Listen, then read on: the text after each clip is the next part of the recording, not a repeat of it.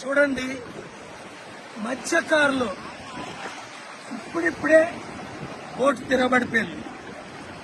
భీమిల్లోని Visakhapatnam సైడ్లోని mini హార్బర్లు ఎన్నో కట్టాలి.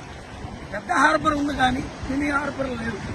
కోస్టల్ అంతా విదేశాల్లో చూడండి ఎంత విలువైన మత్స్యకారులు ప్రాణాలు కాపాడడానికి మత్స్యకారులు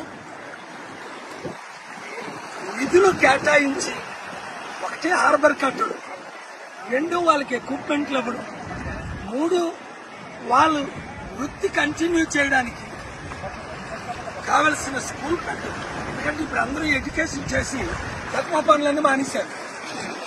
కనుక విశాఖపట్నం ఎంపీగా నన్ను గెలిపించుకుంటే విశాఖపట్నం కోస్ట్ టు కోస్ట్ అభివృద్ధి అంటే చేసి చూపిస్తా.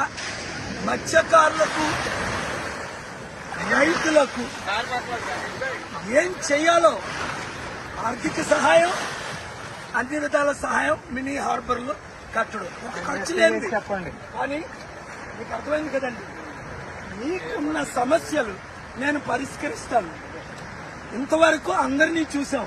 విశాఖపట్నం ఎంపీగా సీరియల్ నెంబర్ 14 కొండ గుర్తుకు ఓటేసి నన్ను గెలిపించండి. మీ మత్స్యకారులకు, మీ పిల్లలకు, మీ అబ్బాయిని కలిసాను.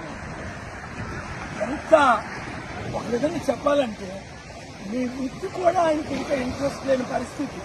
ఎందుకు మీకేమో అలా ఏ విధంగా సహాయం చేయట్లేదు. మొన్న 6 మత్స్యకారులు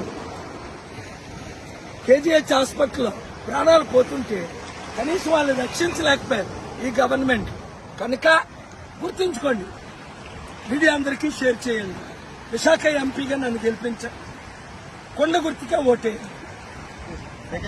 జై కేపాల్, జై కేపాల్, జై కేపాల్, జై కేపాల్.